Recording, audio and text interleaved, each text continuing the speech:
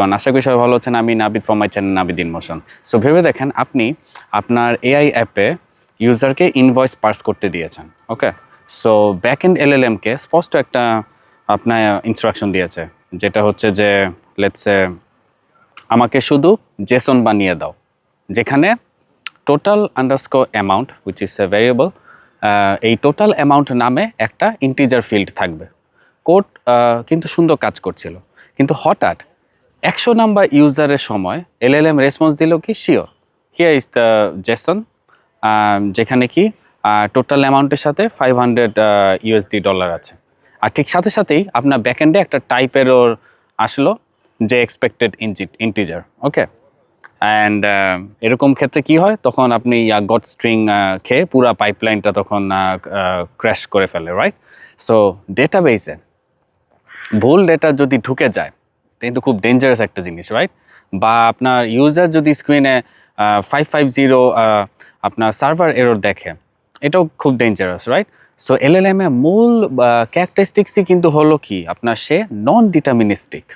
ওকে, so কিন্তু আসলে আপনার production database let's say Postgres, reddish সম্পূর্ণ কি আপনার স্ট্রিক্ট, আপনার কি স্কিমা এবং কি স্ট্রংলি এগুলো কি আপনার টাইট। ওকে, সো আজকে পর্বে আমরা শেখার চেষ্টা করব কিভাবে এআই এর এই যে আপনার অসংগঠিত ওকে ফ্রি টেক্সটিকে আমরা পাইডান্টিক জেডওডি যারা জানেন না, অ্যান্ড কি প্রোটোকল যেই বাফার্স আছে সেটা নিয়ে কিভাবে আমরা একটা গ্যারান্টির টাইপ সেফ আমরা ডেটাবেস অবজেক্টে রূপান্তর করতে পারি, সেটা নিয়ে আমরা একটা বিস্তর একটা আলোচনা করবো। ওকে, সো আশা করি পুরো ভিডিওটা আমার সাথে থাকবেন, এবং তাহলে আপনাদের কনসেপ্ট অনেক ক্লিয়ার হবে। এরপরে আপনারা যখন ব্যাকএন্ডে কোড লিখবেন, আপনারা দেখবেন পুরো গল্পের মতো বসিয়ে দিচ্ছেন। ওকে, সো আমরা প্রিন্সিপালগুলো বোঝার চেষ্টা করবো যে কীভাবে এগুলো কাজ করে। ওকে, কারণ কোড তো অ্যাভেলেবেল নেটে আছে, আমার study hub, Nabid in motion, GitHub আইওতেও আছে, সো ওইখানেও আপনি দেখতে পারেন।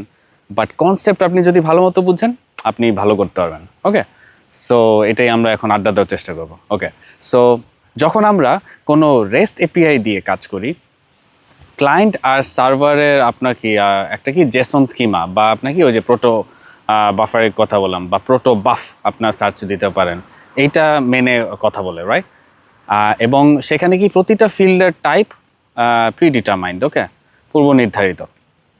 কিন্তু এলএলএম কিভাবে আপনার টেক্সট জেনারেট করে, এটাও কিন্তু আপনাদের একটু বুঝতে হবে, রাইট? সে কিন্তু একবারে পুরো জেসন চেনে না, আর সে একটা পর একটা টোকেন কি করে প্রেডিক্ট করে। সো যদি লেটসে একটা ব্র্যাকেট কার্লি ব্রেসেস দিয়ে শুরু করে, কিন্তু মাঝে কোনো কমা বা লেটসে ভুলে যায় এরকম টাইপের আর কি, তবে কিন্তু সাধারণ জেসন ডট পার্স যেই ফাংশনটা আছে, বা জেসন ডট আপনার লোডস যে ফাংশনটা আছে, সাথে সাথে কিন্তু এগুলো ফেল করবে। ওকে, তাহলে এইটা সলিউশনের রাস্তাটা কি, রাইট? কিছু রাস্তা আছে অবশ্যই। সো ফার্স্টে যে রাস্তাটা, সেটা হচ্ছে কি আপনার মডেল লেভেল যেই কনস্ট্রেন্ট দিয়ে দেওয়া। ওকে, সো এটা অনেকটা এরকম যে টোকেন জেনারেট হওয়ার সময় আপনার কি আপনার আপনার এই যে লগ প্রবাবিলিটি বা লজিটস এমনভাবে কন্ট্রোল করা হয় যাতে কি আপনার মডেল ব্যাকগ্রাউন্ডে আপনার আপনার কি আপনার ওই যে বিএনএফ বলে একটা টার্ম আছে, সো ওই বিএনএফ এর যেই গ্রামার আছে সেটা আপনার কিন্তু কখনোই আপনার ভাঙতে দেয় না। ওকে, সো আরেকটা জিনিস আপনার ব্যাক এন্ড ভ্যালিডেশন বা সেলফ কারেকশন কীভাবে পাইপলাইনে করে, এটাও আপনাদের একটু জোর দেওয়া লাগবে। ওকে, ফর এক্সাম্পল আপনার ব্যাক এন্ড লেয়ারে আপনার কি একটা স্কিমা ইন্টারসেপ্টর রাখতে হবে, যেটা কি করবে আপনার ইনকামিং টেক্সটকে ভ্যালিডেট করবে, এবং কি সেটা ফেল করলে অবশ্যই সেটা রিট্রাই চালাবে। ওকে, সো এটা একটা ইম্পর্টেন্ট পার্ট গেল। এখন আমি কিছু production AI schema enforcement pipeline নিয়ে একটু আড্ডা দিব। ওকে, সো ফার্স্টে যেটা এসে পড়ে বলতে না বলতেই, সেটা হচ্ছে আপনার স্কিমা ডেফিনেশন বা পাইডান্টিক অথবা জেডওডি জড।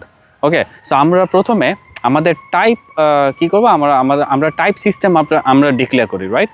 যেমন ইনভয়েসের জন্য আমরা অ্যামাউন্ট কী হবে, আমরা ফ্লোট।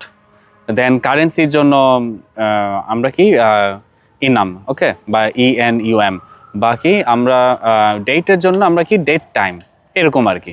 দেন সেকেন্ডে যেটা এসে পড়ে সেটা হচ্ছে আপনার কি একটা কি স্ট্রাকচার্ড আউটপুট ইনজেকশন। সো এই স্কিমা থেকে স্বয়ংক্রিয়ভাবে একটা কি জেসন স্কিমা জেনারেট করে কি হয় আপনার একটা এলএলএম এপিআই এর রেসপন্স ফরম্যাট বা আপনার কি ফাংশন কলিং প্যারামিটারে ইনজেক্ট করে দেওয়া হয়। ওকে, থার্ডে যেটা আসে সেটা হচ্ছে আপনার ব্যাকএন্ডের যেই ইন্টারসেপশন অ্যান্ড এটার ট্রান্সফরমেশন। সো এখানে যেটা কাজ করে যে এলএলএম থেকে পাওয়া রেসপন্স সরাসরি অ্যাপ লজিকে যায় না। ওকে, সেটা যায় কি আপনার মাঝখানে আমাদের একটা সিরিয়ালাইজেশন ইঞ্জিন থাকে এবং এটাকে পার্স করেই তারপরে হয় ব্যাপারটা। ওকে, সো যদি কোনো ছোটোখাটো ফরম্যাট মিস্টেক থাকে, যেমন স্ট্রাকচার টেক্সটে লেটস সে কোটেশনে যেই সাইন আছে সেটা মিসিং, সো আমাদের টাইপ পার্সার সেটাকে কি করবে, স্যানিটাইজ করবে এবং স্যানিটাইজ করে সেটাকে ক্লিন করে একটা কি সি স্ট্রাক্ট বা পাইডান্টিক মডেল অবজেক্টে কাস্ট করে দিবে। ওকে, সো এগুলো ছিল খুব ইম্পর্টেন্ট টপিক যেগুলো আপনাদের অলওয়েজ মাথায় রাখা লাগবে যখন আপনারা ব্যাকএন্ডে কোড করবেন। ওকে, এবার আমরা আরেকটা কেস স্টাডি নিয়ে আলোচনা করি। লেটস সে আমরা একটা কি অসংগঠিত ইমেইল থেকে আমরা কি মিটিং বুকিংয়ের সময় এমন ইনভাইটিদের কি করব, আমরা একটা ডেটা এক্সট্র্যাক্ট করব বেসিক্যালি। ওকে, সো একটু চিন্তা করেন, আমি একটা সুডো কোডের মতো আপনাদেরকে বলবো।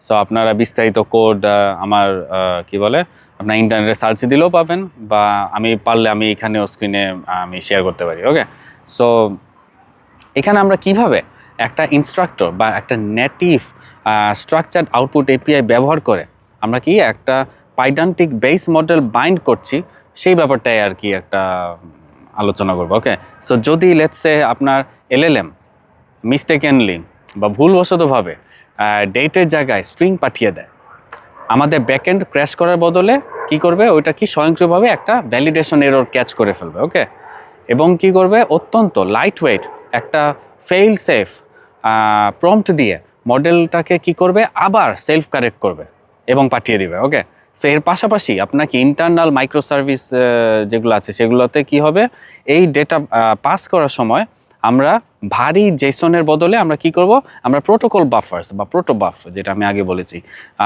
সেগুলো আমরা ব্যবহার করব, যা কি করবে আপনার নেটওয়ার্ক ট্রাফিকের মেমোরি যে আপনার ওভারহেড আছে সেটা প্রায় মেজরিটি কমিয়ে দিবে, লেটস সে 75% কমিয়ে দিবে। ওকে, তাহলে আজকের এই এপিসোড থেকে আপনার মূল পয়েন্টগুলো কি, এটা যদি আপনাদেরকে আমি এক ভাষায় সিম্পলি ভাষায় বলি।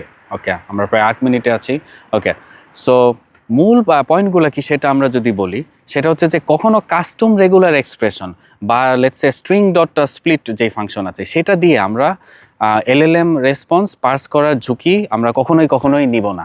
ওকে, এটা আপনারা প্রমিস করেন নিজেকে। দেন ব্যাকএন্ডে পাইডান্টিক বা জডের মতো টাইপ সেফ যেই স্কিমা ভ্যালিডেটর আছে সেগুলার ইউসেজ আমরা ইনশিওর করব। ওকে, দেন আপনার কি হাই পারফরমেন্স পাইপলাইনের জন্য কি একটা গাইডেড ডিকোডিং অ্যান্ড কি আপনার ইন্টারনাল ট্রান্সফারে ওই যে প্রোটো বাফার আমরা ব্যবহার করবো বা প্রোটোবাফ আমরা ব্যবহার করবো। ওকে, সো পরের এপিসোডে আমি ট্রাই করব কি authentication, authorisation and rate limiting for কি আপনার এআই কম্পিউট এপিআইস নিয়ে আলাপ আলোচনা করবো। যে ফর এক্সাম্পল আমি যদি একটু ব্রিফলি বলি যে কিভাবে একটা কাস্টম টোকেন বাকেট অ্যালগোরিদম দিয়ে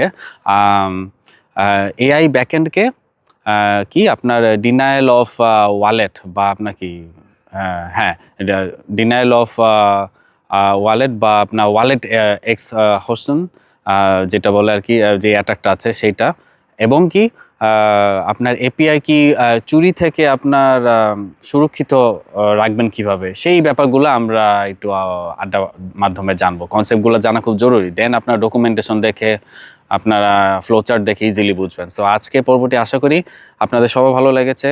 আপনারা অবশ্যই কমেন্টে জানান আপনারা কে কোথা থেকে দেখছেন, কিসে পড়ছেন। Let's rebuild our AI community, right?